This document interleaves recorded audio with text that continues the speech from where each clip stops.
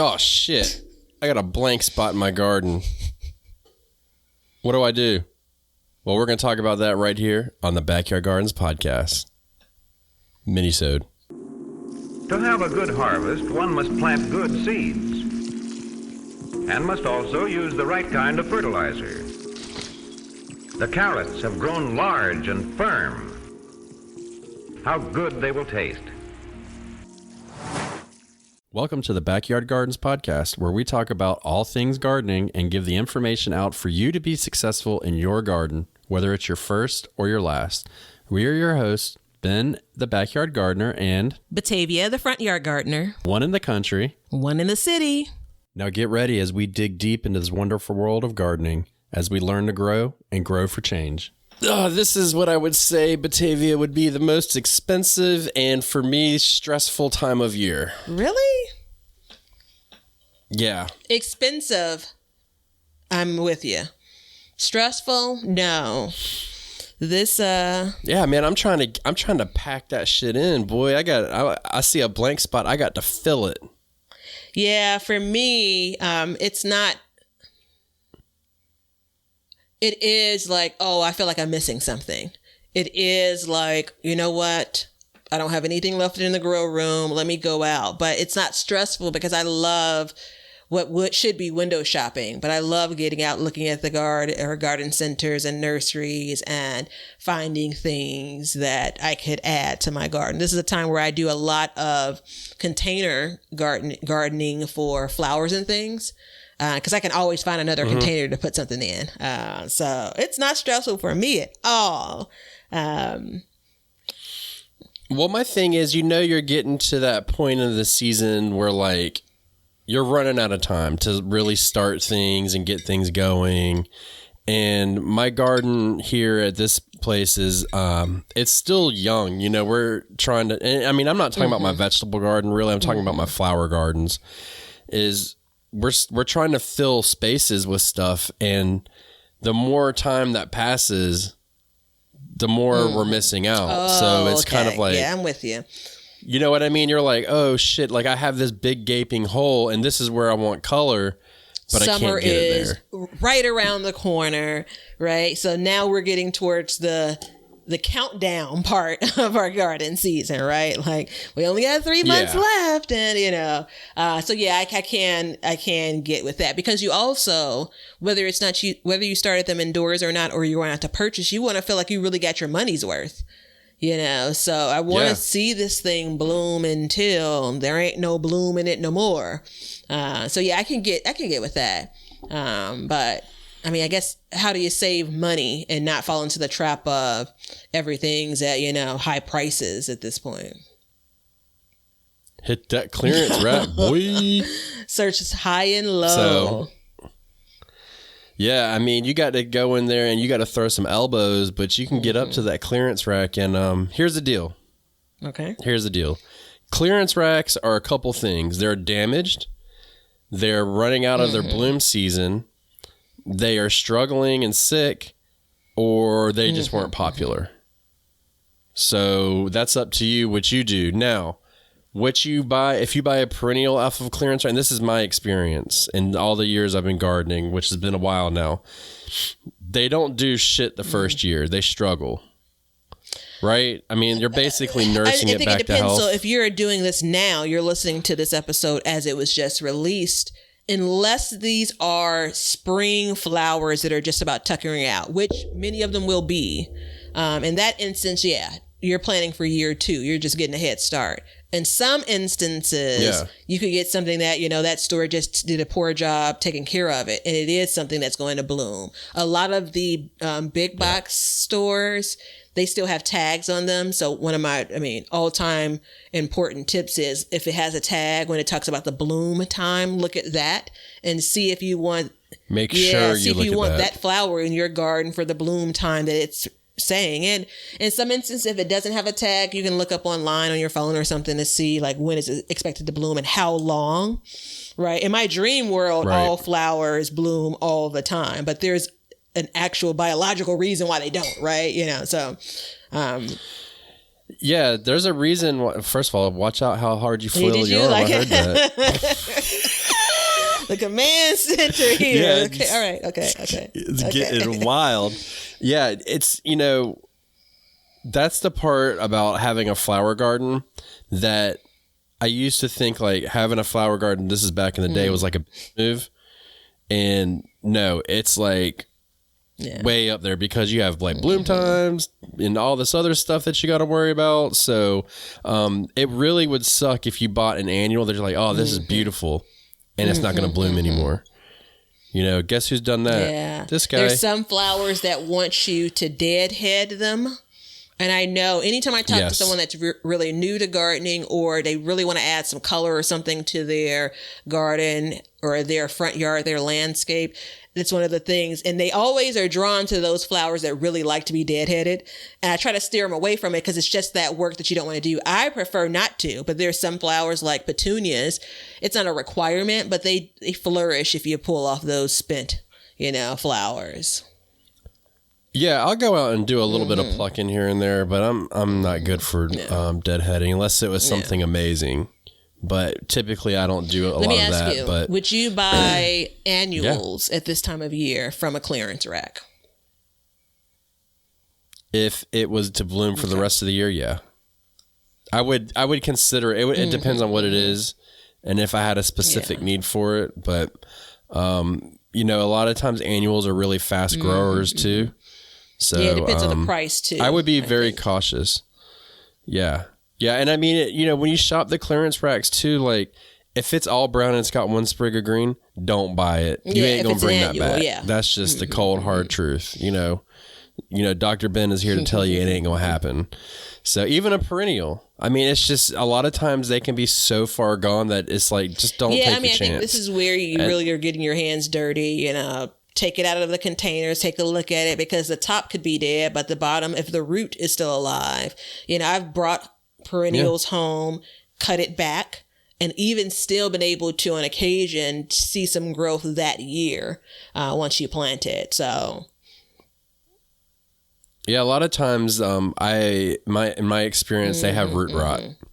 Because they just water them every day. I mean, you can't, a store can't water, but, they're not going to be like, okay, well, this one right here, that's good for a couple of days. They're just going to blanket water. So, that's the other thing. But if you go and you're looking into your vegetable garden and you have a blank spot, there are still things you can direct sow into that blank spot. You can direct sow, but let's go back to the clearance rack real quick. Yeah, there's some things, like I can remember getting like a jumbo pepper plant, like a jalapeno pepper plant a few years back for like $1, and we're not talking about like the 6-pack. We're talking about the one that's in like, I'm going to reuse this container for a house plant big.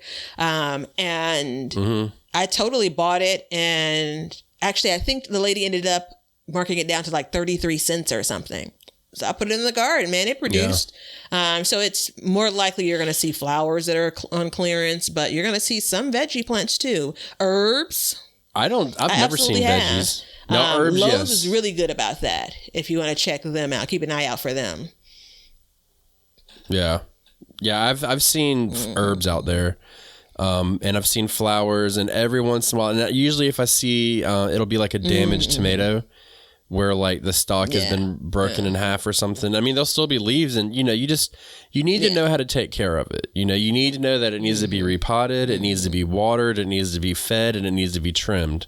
And you need to do the trimming at the same time. Yep. Get it all out of the way, and then you just water it and bring it back. You don't want to like do a little bit here, a little bit there. You just give it a big whack.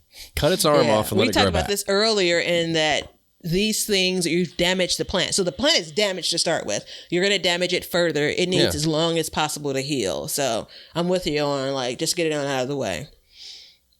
And if it doesn't make it, you should know sooner than if you're still, you're toying with it. I was going to use a different term, but I'm not going to. You're toying with it for, for weeks on end, right? Because you may need to go back out again and fill that spot. But you were saying that direct sowing still time, which you're absolutely right. Yeah, it's still time to direct sow. So, I mean, you have a blank spot, throw a zucchini in a squash. Well, be careful about how big that blank spot, because, zucchini plants can get huge. But Well, yeah, I mean, look, I'm just giving you, look, I'm not going to tell you, but no matter what, you just put a watermelon in there and it's going to be good. No. Bush beans are a great one to plug in, to kind of fill in a space. Yeah. Herbs are, you could throw a basil seed out. Agreed. Dill. So dill, that's a great one too. Yeah. What else would you direct sow right now? Beyond flowers. Yeah, we're talking about vegetables right now. I mean, I don't know. Middle of June. I'm not sure if there's anything else that you haven't named already that I direct sow. I'm getting kind of late for lettuce at this point. I know I've been dragging us along with lettuce. Yeah. Yeah. I mean, I'm not opposed to your zucchini, your squash, because you're right. They do come up quick, grow quick, produce quick if you have the space for it. And if it's not enough space for it to really thrive, get a couple of squash off of that and then pull it. Ooh, who is this? Who is this saying these things? Is this what? Well, and I mean the whole idea too is if you leave it blank, there's a couple of things that are going to happen. One, the weeds could invade and take over, and two, you basically are having a wasted space in your garden. And three, you're going to have to mulch it. You're going to have to, you still have to take care of that. So now if you're having issues or you've worked your beds really hard in the past years and it's something that's happened, maybe it is a benefit just to kind of leave that out to give it a little bit less pressure in there. But, if you had a trellis space too, cucumbers are another, they're fast. They're very fast. So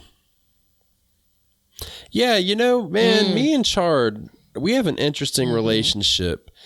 I hear that it'll grow no matter what the heat is and it won't bolt. Is that true?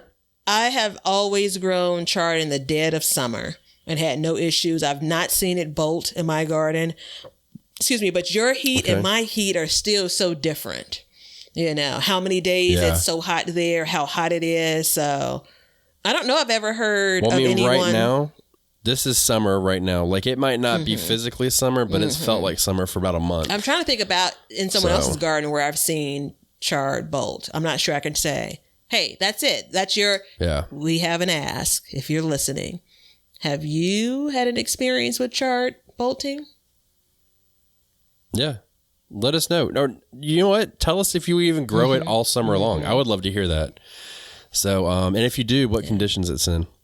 I mean, let's get technical here. You know what I'm saying? If I'm going to ask, I'm going to put the ask out. So, drop us a line or hashtag BYG podcast us. Ooh, I knew that was coming though. Again, remember chard is my sub for lettuce around this time of year too. Yeah. Ford Hook giant chard. I like chard a little bit better. Really, really mild. I'm just going to keep on plugging that variety. I like rainbow chard. I do too. I haven't been able to find rainbow. Did you hear me get all whiny? And I know. Rainbow chard seeds though. I've gotten the red. I've gotten some lime. Fairy Morse I never has see them in the stores. Yeah. I'll look closer. Well, or they have it's either that or bright lights. Oh, maybe it is that. I wonder if I didn't realize that was the same thing. Which is same thing basically. Right. I think. So but yeah.